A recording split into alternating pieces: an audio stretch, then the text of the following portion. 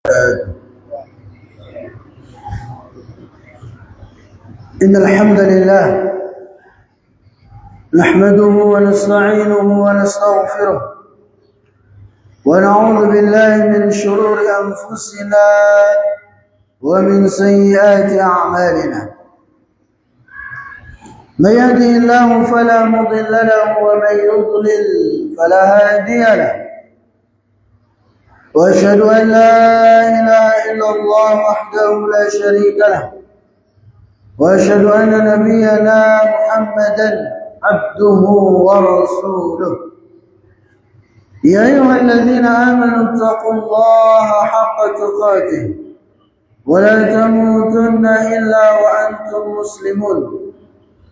رب اشرح لي صدري ويسر لي أمري واحلل عقدة من لساني يفقهوا قولي.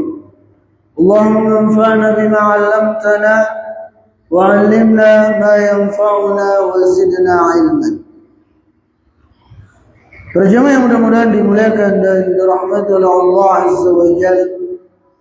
Puji dan syukur senantiasa kita aturkan kepada Allah Subhanahu wa taala atas segala limpahan nikmat dan karunia yang telah Allah Subhanahu wa taala berikan kepada kita semua. Sebagaimana salawat serta salam senantiasa kita peruntukkan kepada Nabi kita yang mulia, Nabi besar Muhammad sallallahu alaihi wasallam.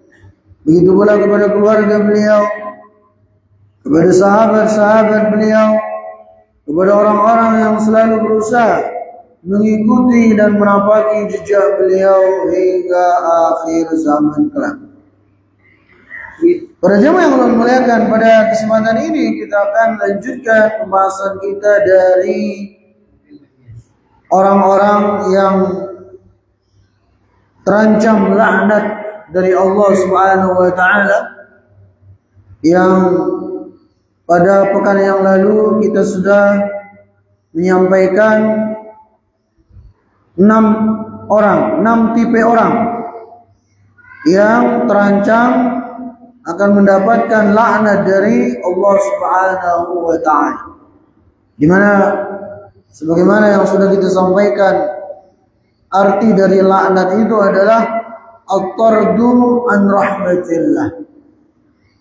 Ketika seseorang itu dijauhkan, diusir dari rahmat Allah Subhanahu wa taala, itu makna dari laknat. Oleh sebab itu, setiap muslim semestinya untuk menghindari perbuatan-perbuatan yang mengundang laknat Allah Subhanahu wa taala. Dan kita kembali ingatkan bahwasanya kita menyampaikan, mengilmui, mengetahui perbuatan-perbuatan yang menjadikan pelakunya terancam laknat, bukan kemudian untuk kita jadikan sebagai bahan untuk dikit-dikit ngelaknat orang. Ya, nggak begitu juga. Jangan salah, ini kok bahas ya orang-orang yang dilaknat, ya ngajarin orang laknat saudaranya. Enggak demikian. Ya, ini kita mulai dari diri kita. Ya, peringatan untuk diri kita sendiri agar jangan sampai terjerumus dalam dosa-dosa ini. Karena kita kalau nggak paham, nggak tahu, sulit untuk kita bisa menghindarinya. Sulit. Ya, makanya keburukan itu terkadang perlu untuk kita pahami. Supaya apa? Supaya kita mudah untuk menghindarinya. Karena orang yang tidak paham keburukan, besar kemungkinan dia akan terjerumus kepadanya. Seperti poin yang ke-6 yang kita sampaikan pada pekan yang lalu, itu yang berkaitan dengan salah satu sebab seorang dilaknat oleh Allah Azza wa Jalla adalah ketika dia melakukan transaksi riba, baik itu pemakan riba atau yang menyetor riba atau yang mencatat transaksinya, itu semua kata Nabi sallallahu alaihi wasallam dalam sebuah hadis yang sahih termasuk dari orang-orang yang terancam mendapatkan laknat dari Allah Azza wa Jalla. Ini hadis diriwayatkan oleh Imam Muslim. Nah, kita kalau nggak paham riba, ya besar kemungkinan kita akan terjerumus padanya. Makanya perlu kita ketahui, pelajari riba supaya mudah bagi kita untuk menghindarinya. Nah, sekarang kita masuk pada poin ketujuh dari dosa-dosa yang menjadikan pelakunya terancam laknat Allah Subhanahu wa ta'ala adalah orang yang meratapi mayit. Ya, ada keluarganya meninggal, dia ratapi.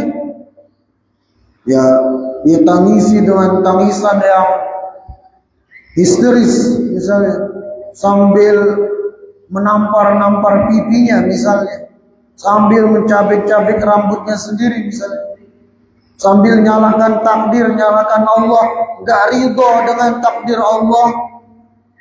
Nah, ini bentuk-bentuk meratapi mayit. Ya, yang apabila dilakukan oleh seorang hamba, maka itu akan mengundang laknat Allah Subhanahu wa ta'ala bagi dirinya. Jadi sebagaimana yang Rasulullah sallallahu alaihi wasallam sabdakan dalam hadis dari Abu Sa'id Al-Khudri, la'ana Rasulullah sallallahu alaihi wasallam an-naihata wal mustami'ata. Yang artinya Rasulullah sallallahu alaihi wasallam laknat orang-orang yang meratapi mayit dan orang-orang yang minta untuk ya diratapi. Misalnya ada orang ketika dia lagi sakit parah, dia berwasiat, nanti kalau saya mati ratapi saya. Orang ini ya yang berharap dirinya diratapi kalau dia mati, kalau dia wafat, ini juga bisa kena laknat. Begitu pula dengan pelakunya, orang yang meratapi keluarganya yang meninggal itu. Ya, kedua-duanya bisa kena laknat. Tapi kalau ianya tidak menyuruh, tidak berwasiat, tidak minta diratapi, bahkan mungkin semasa hidupnya dia ngelarang, nanti kalau saya mati jangan ratapi saya. Sekalinya ya ketika wafat keluarganya meratapi dia, maka dia berlepas diri dari perbuatan keluarganya itu. Dia nggak kena ancaman hadis ini. Ya contoh lah, misalnya siapa yang dilakukan oleh orang-orang Syiah. Siapa yang mereka ratapi setiap tanggal 10 Muharram. Nah, nanti nih, sebentar lagi 10 Muharram.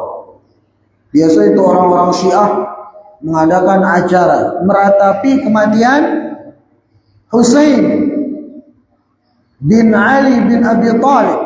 Kita semua mencintai Husain. Ya. Tapi apakah kemudian dengan cara meratapi beliau pada tanggal 10 Muharram? Enggak.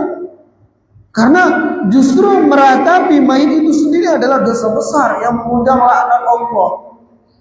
Tapi lihat orang-orang Syiah, ya meratapi Husain itu justru dijadikan sebagai ibadah, sebagai ritual tahunan mereka. Ya, kalau di Indonesia mungkin mereka tidak separah di Iran sana. Dan mereka sudah berani menunjukkan jati diri mereka. Orang-orang Syiah sudah berani di media sosial melaknat Abu Bakar, Umar. Itu kalau di Iran tanggal 10 Dzulhijjah, tanggal 10 Muharram, yang semua turun ke jalan.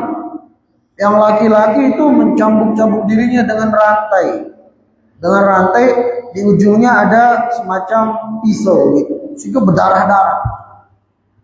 Kepala mereka ya dipukul-pukuli, bahkan sebagian disayat-sayat sehingga bersimbah darah. Kenapa mereka melakukan itu? Katanya sebagai bentuk cintanya kepada Husain. Apakah seperti itu? Ya enggak lah. Enggak demikian cara mengungkapkan kecintaan kepada Husain bin Ali bin Abi Thalib. Karena ratapan itu sendiri adalah dosa besar. Ya enggak mungkin lah dosa besar dijadikan sebagai ibadah. Ya, jadi perbuatan mereka itu ya menyelisih ya dalil-dalil yang ada, dan Husain bin Ali bin Abi Thalib berlepas diri dari apa yang mereka perbuat. Ya, karena beliau sendiri tidak pernah menyuruh, apalagi berwasiat, nggak pernah. Cuman itu ya maunya mereka orang-orang Syiah yang kemudian membuat ritual-ritual yang tidak pernah ada dalam agama kita ini. Nah, jadi itu yang ketujuh dari sebab seseorang akan ya terancam laknat dari Allah Subhanahu wa taala adalah ketika dia meratapi mayit. Anaknya misalnya meninggal, ya dia ratapi dengan cara tadi, bisa dia nangis teriak-teriak ya sambil menampar-nampar pipinya. Nah, itu nggak boleh. Kalau sekedar nangis biasa nggak masalah. Nabi SAW sendiri menangis ketika wafat anak beliau siapa?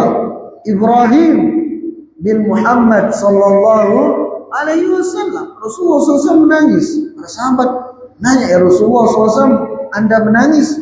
Kata Nabi SAW, al-ainu tadma'u wal qalbu yahzanu wa la naqulu illa ma yurdi rabbana. Kita kalau dapat musibah kematian khususnya, air mata berlinang, itu wajar.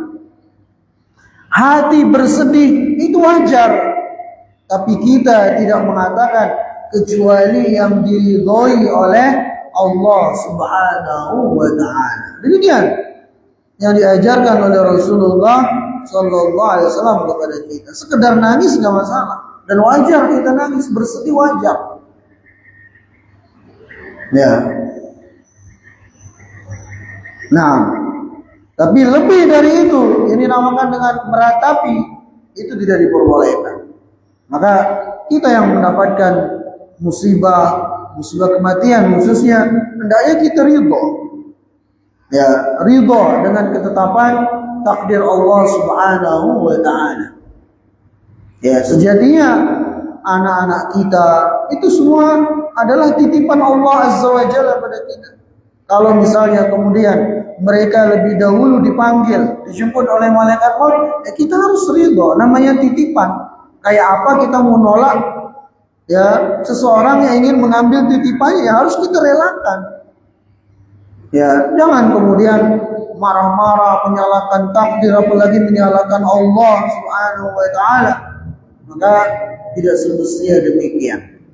Dan kita, kalaupun bisa kita ngamuk-ngamuk, teriak-teriak, nangis, apakah yang wafat itu akan hidup lagi? Enggak. Mustahil. Ya, udah itu kitanya berdosa. Bahkan terancam mendapatkan laknat. Kalau kita nggak sabar seperti itu, ya yang sudah wafat pun nggak akan hidup lagi. Kitanya terjerumus pada dosa besar, terancam laknat, jadi rugi di atas kerugian. Beda kalau kita sabar ketika mendapatkan musibah kematian khususnya, pahala dapat, bahkan pahalanya luar biasa. Allah Azza wa Jalla berfirman, "Innama yuwaffas sabiruna ajrahum bighairi hisab." Sungguhnya Allah Subhanahu wa taala akan berikan pahala kepada orang-orang yang bersabar dengan hitungan yang tiada terhingga. Ya, derajat ditinggikan bagi orang yang bersabar. Ya, akan mendapatkan kecintaan dari Allah Subhanahu wa taala karena Allah cinta kepada orang-orang yang bersabar. Akan menggugurkan, menghapuskan dosa-dosa. Ini keutamaan orang yang bersabar. Jadi luar biasa, syaratnya sabar. Tapi kalau ngamuk-ngamuk, meratapi ketika mendapatkan musibah, ya udah dosa, terjerumus dalam dosa besar, terancam laknat dan seterusnya. Nah, maka oleh karena itu, ya para jamaah yang muliakan, di sini kembali bahwasanya yang ketujuh dari perbuatan-perbuatan ataupun dosa-dosa yang menjadikan pelakunya terancam laknat Allah Subhanahu wa taala adalah seorang yang meratapi mayit. Ya. Nah, lanjut poin yang ke-8 dari dosa-dosa yang mengundang laknat bagi pelakunya. Itu siapa? Orang yang memberi dan menerima suap. Ya, orang yang memberi dan menerima uang sogokan, atau ya tidak dalam bentuk uang, dalam bentuk apapun. Ya, maka baik yang memberi suap tersebut ataupun yang diberi, dua-duanya terancam laknat Allah Subhanahu wa taala. Ini sebagaimana yang Rasulullah sallallahu alaihi wasallam sebutkan dalam sebuah hadis dari Abdullah bin Amr, bahwasanya Rasulullah sallallahu alaihi wasallam bersabda, la'anallahu ar-rashi wal murtashi. Bahwasanya Allah Subhanahu wa taala melaknat orang-orang yang memberi suap dan yang menerima suap. Ya. Dianya misalnya ujian apa? Tes PNS misalnya. ASN. Nilainya nggak layak untuk lulus. Tapi karena dia punya duit, ya disogoklah penyelenggara tes PNS itu sehingga dia lulus. Padahal ianya nggak layak lulus. Maka ini yang nyogok ini dan yang disogok, dua-duanya terancam laknat. Na'udzubillah. Dan dikhawatirkan gajinya selama dia begawi jadi PNS itu nggak halal. Karena dia dapatkan dengan cara yang zalim, dengan cara yang haram, dengan cara menyogok. Ya, begitu pula yang disogok, maka dia telah menerima uang haram. Ya, lantas dia kasihkan ke istri dan anak-anaknya.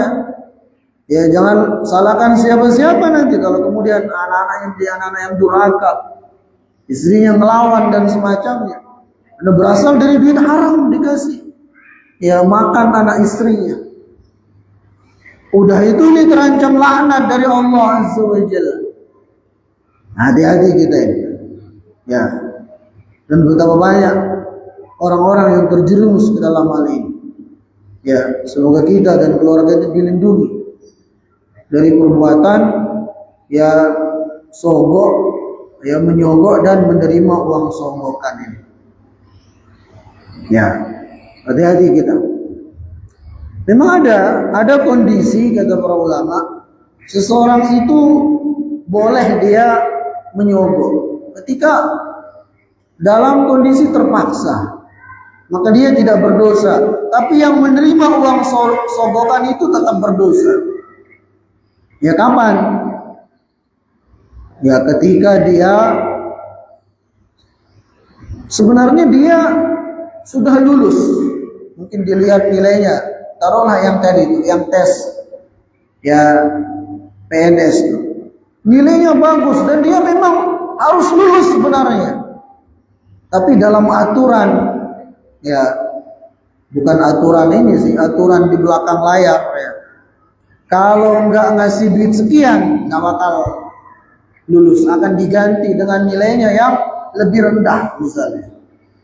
Di sini kata para ulama boleh dia. Karena kondisinya terpaksa. demi untuk mengambil haknya dia.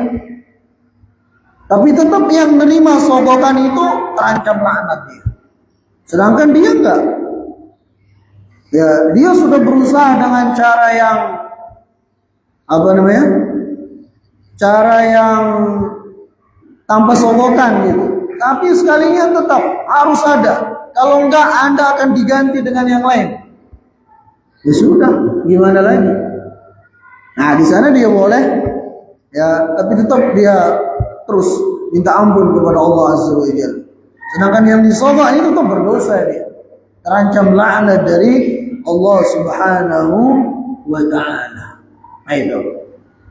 Ya, jadi ulangi kata Nabi sallallahu alaihi wasallam, la'anallahu rashi wal murtashi.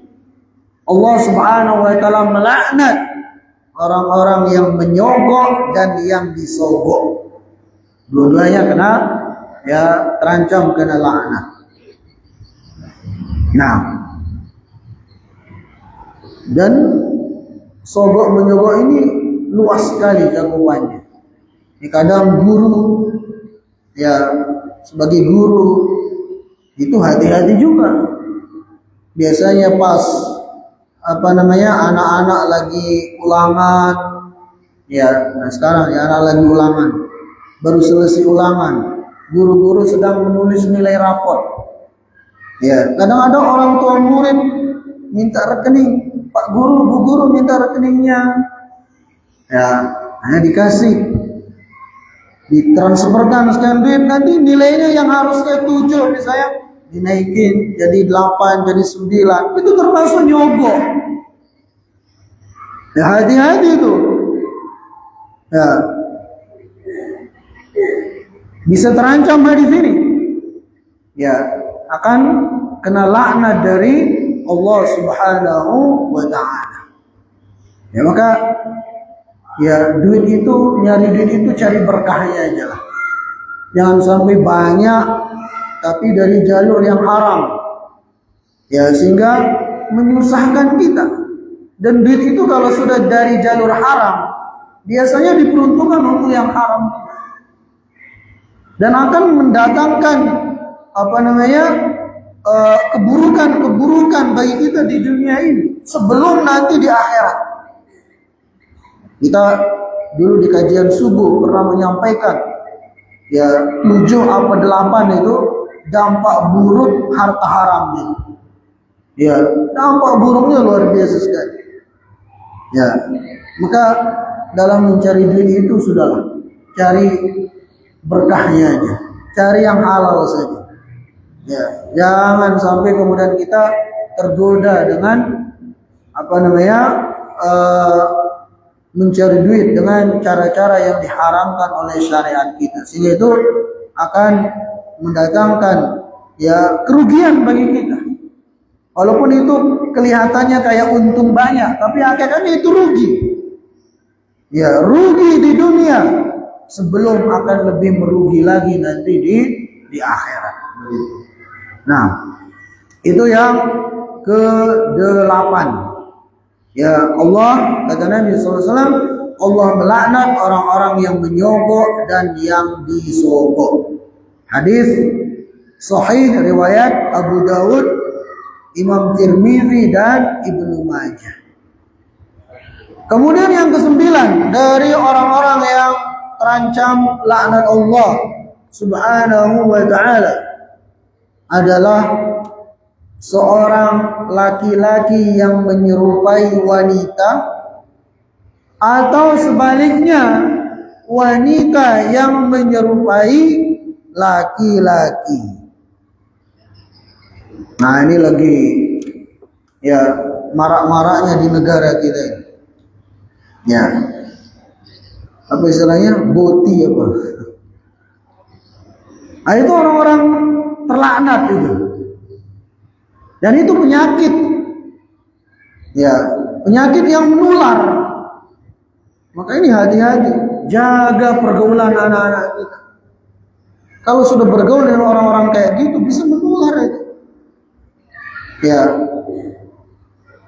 Jadi yang ke-9 bahwasanya salah satu dosa sebab seseorang akan dilaknat oleh Allah Azza wa Jalla adalah ketika dia seorang laki-laki menyerupai perempuan,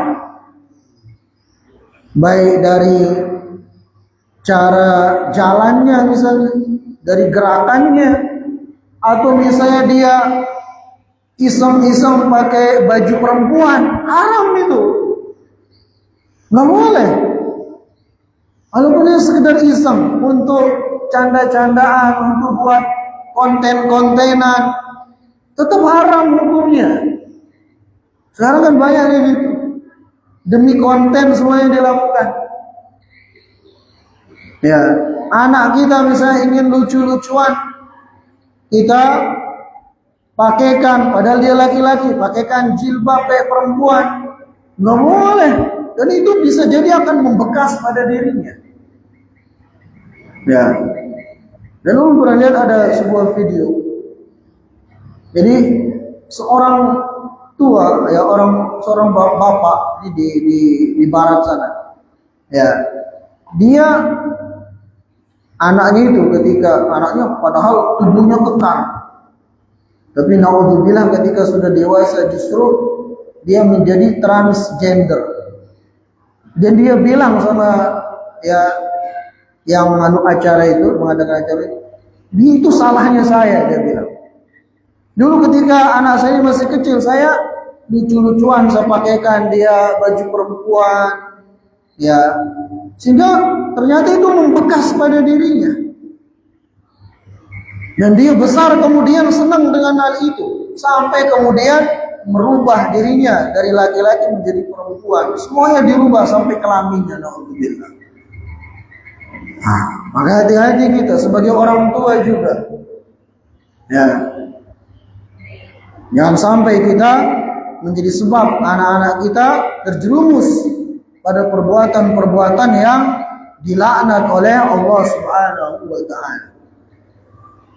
Ya, dan harusnya orang-orang seperti itu jangan dikasih panggung. Ya, kadang dijadikan lucu-lucuan, dianggap itu bukan sebuah dosa kadang. Ya, ulun pernah lihat di ini pada saat ada acara ini gerak jalan, jalan itu Agustusan di Lombok ya. Di sini alhamdulillah ulun udah pernah lihat. Itu ada khusus kelompok semuanya bencong. Dan itu anehnya panitianya meluluskan untuk ikut tampil. Sehingga orang ketawa melihat gerakan mereka. Ya, nah itu harusnya enggak. Jangan dikasih panggung orang-orang kayak gitu.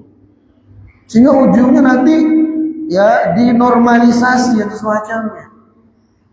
Berawal dari hal kayak gitu. Harusnya diperingetin kayak gitu. Karena itu perbuatan terlaknat. Ya. Nah, dalilnya adalah sabda Nabi sallallahu alaihi wasallam dari Ibnu Abbas radhiyallahu taala anhu, beliau menyebutkan la'ana Rasulullah sallallahu alaihi wasallam al-mutasyabbihina minar rijali bin nisa wal mutashabbihat minan nisa'i bir rijal. Yang artinya Rasulullah sallallahu alaihi wasallam melaknat laki-laki yang menyerupai wanita, begitu pula sebaliknya ya Rasulullah sallallahu alaihi wasallam melaknat wanita yang menyerupai laki-laki. Ini dilaknat oleh Rasulullah sallallahu alaihi wasallam. Begitu pula dalam hadis yang lain dengan redaksi yang berbeda. Sama dari Ibnu Abbas juga radhiyallahu taala anhu. Beliau menyebutkan la'anan nabi sallallahu alaihi wasallam al-mukhannathina minar rijal wal mutarajjilati minan nisa wa qala akhrijuhum min buyutikum. Qala fa akhraja an-nabi sallallahu alaihi wasallam fulanan wa akhraja Umar fulanan. Ini kata Abdullah bin Abbas, bahwasanya Nabi SAW melaknat pria, laki-laki yang bergaya seperti wanita dan wanita yang bergaya seperti pria. Kemudian beliau SAW bersabda, keluarkanlah mereka dari rumah-rumah kalian. Ya, ini sampai segitu tegasnya Rasulullah Sallallahu Alaihi Wasallam. Walaupun memang ya kita tidak pungkiri ada orang yang memang dari bawaannya ada gayanya mirip-mirip lawan jenisnya gitu. Lebih laki-laki kayak perempuan atau perempuan kayak laki-laki. Ya, maka di sini perlu ada bimbingan gitu. Ya, artinya kalau nemu orang kayak gitu juga kita tidak serta-merta ya menuduh dia orang terlaknat, enggak begitu juga. Ya, kadang orang-orang seperti itu juga butuh bimbingan. Ya, butuh untuk diajari ya. Tidak langsung kita tuduh terlaknat juga, enggak begitu juga ya. Ya, jadi nasihati baik-baik, dibimbing. Ya, karena semua itu penyakit gitu, yang perlu untuk diobati sebagian penyakit-penyakit yang lainnya. Kalau misalnya ada anak yang lahir, ya itu gayanya mirip-mirip lawan jenisnya, maka di sana kurang orang tuanya. Ya, melihat pergaulan anaknya, kalau dia senang, dia laki-laki, senangnya sama perempuan, bergaul dia. Dibiasakan agar bergaul dengan laki-laki gitu, supaya tidak terus-menerus seperti itu gitu. Ya, jadi pengaruh orang tua sangat besar dalam hal ini. Ya, supaya anak-anak kita itu tidak kemudian terus-menerus ya terjerumus pada hal-hal yang bertentangan dengan syariat, bahkan bertentangan dengan fitrah manusia. Ya. Itu kan bukan saja bertentangan dengan syariat, tapi bertentangan dengan fitrah. Ya. Yang dimana di dunia ini sekarang ini, ya mereka lagi berusaha untuk menormalisasi hal-hal seperti ini. Bahkan di beberapa negara itu sudah dilegalkan nikah sesama jenis. Ya, laki nikah dengan laki, perempuan nikah dengan perempuan. Di beberapa negara sudah dilegalkan. Alhamdulillah di negara kita ya itu terlarang. Walaupun mereka terus ada usaha ya dalam hal itu. MUI kita juga tegas. Ya. Termasuk ulun baca barusan Universitas Muhammadiyah Yogyakarta itu mengambil sikap tegas kalau ada mahasiswanya yang ya boti-boti kayak gitu, ya akan ditegasin katanya, bisa dikeluarkan atau semacam. Ya, tapi dengan terus dibimbing tentunya, begitu. Nah, kemudian dalil yang lain dari Abu Hurairah radhiyallahu taala anhu beliau menyebutkan bahwasanya anna Rasulullah sallallahu alaihi wasallam la'ana ar-rajula yalbasu lubsatal mar'ah wal mar'ata talbasu lubsatar rajuli. Jadi kata Abu Hurairah radhiyallahu taala anhu bahwasanya Rasulullah sallallahu alaihi wasallam melaknat laki-laki yang memakai pakaian wanita dan melaknat wanita yang memakai pakaian laki-laki. Hadis ini diriwayatkan oleh Imam Ahmad dengan sanad yang sahih. Nah, jadi walaupun ianya gerak-geriknya tidak menyerupai lawan jenisnya, tapi dia pakai pakaian lawan jenis, itu tetap terancam laknat. Ya, sekedar iseng-iseng untuk buat konten misalnya, dia pakai baju lawan jenisnya, pakaian lawan jenisnya, nah itu juga terancam berdasarkan hadis ini. Rasulullah SAW melaknat laki-laki yang memakai pakaian baju wanita, begitu pula melaknat wanita yang memakai pakaian atau baju laki-laki. Ya, maka oleh karena itu pada jamaah yang dimuliakan, wajib bagi kita untuk menjauhi hal ini. Ya, diri kita, anak-anak kita juga hindarkan ya dari hal-hal yang bisa merusak fitrahnya itu. Nah, itu dia yang ke-9. Kemudian yang berikutnya, dari orang-orang yang terlaknat, dan ini masih ada hubungannya dengan yang tadi, itu bahwasanya Allah Subhanahu wa taala, ya bahkan Rasulullah sallallahu alaihi wasallam itu melaknat seseorang yang, ya maaf kata, yang menyetubuhi baik itu pasangannya, ya apalagi orang lain yang haram dari arah duburnya.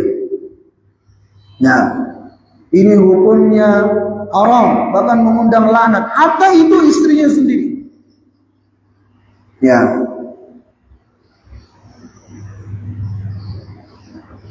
Maksudnya di duburnya gitu ya. Ini memang harus dijelaskan dengan detail ya.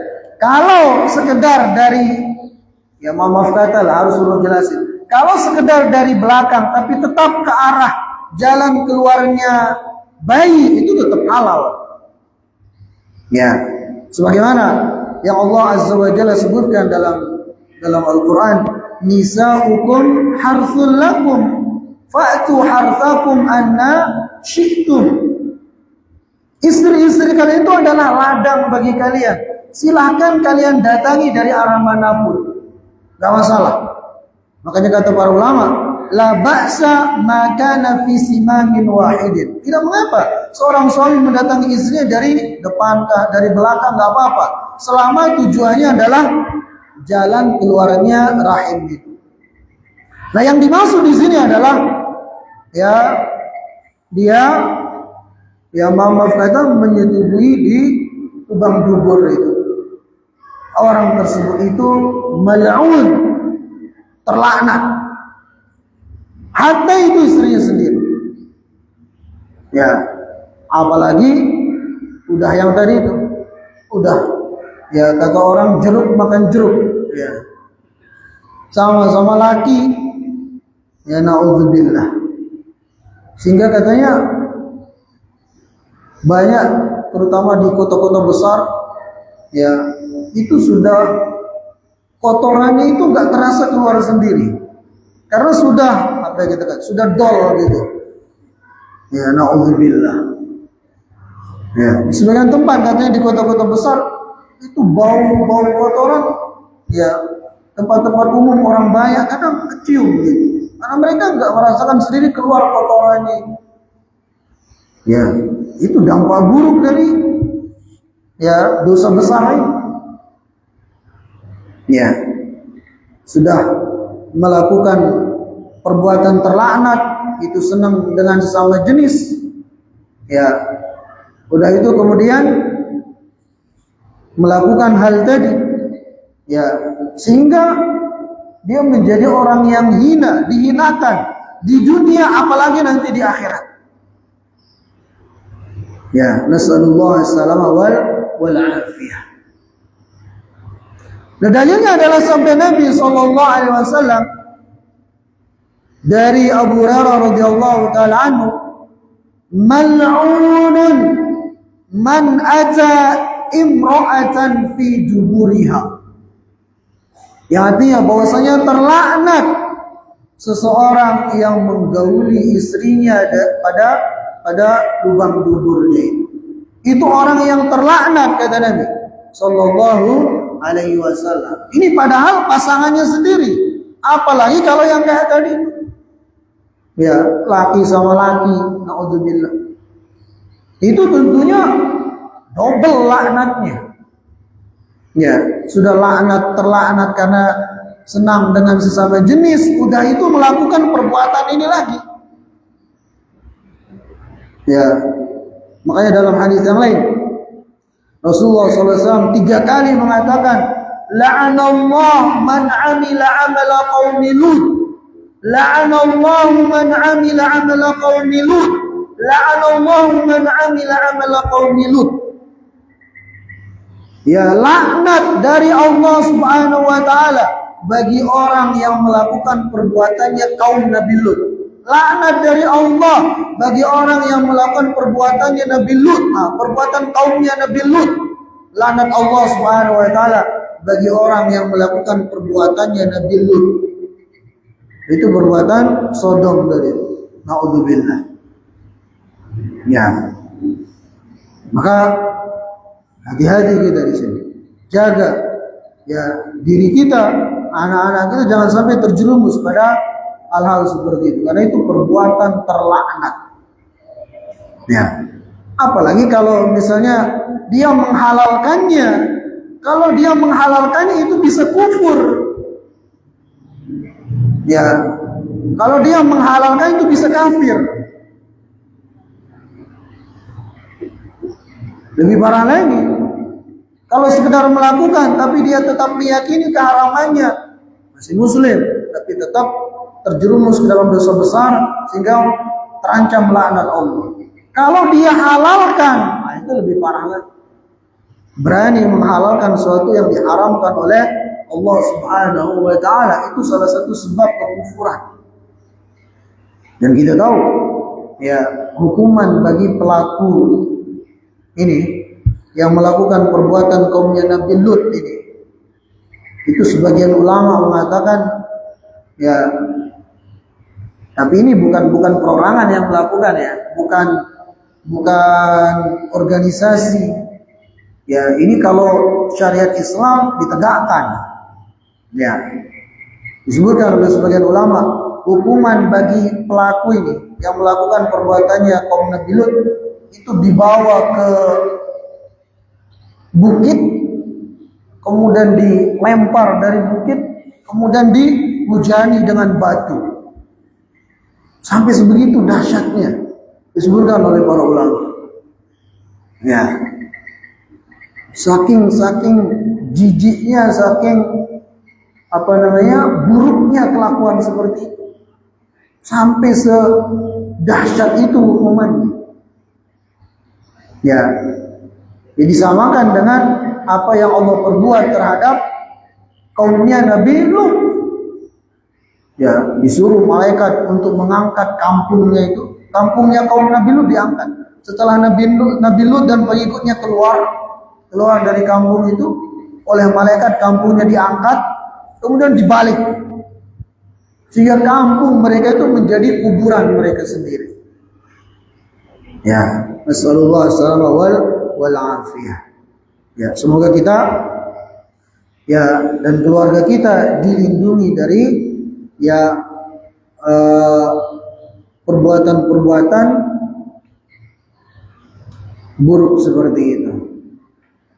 Nah, para jamaah yang mudah-mudahan dimuliakan dan dirahmati oleh Allah Azza wa Jalla, mungkin ini yang ulun bisa sampaikan ya pada kesempatan ini. Mudah-mudahan ada manfaatnya. Kita tutup dengan doa kafaratul majlis. Subhanakallahumma wa bihamdika asyhadu an la ilaha illa anta astaghfiruka wa atubu ilaik. Wassalamu alaikum warahmatullahi wabarakatuh.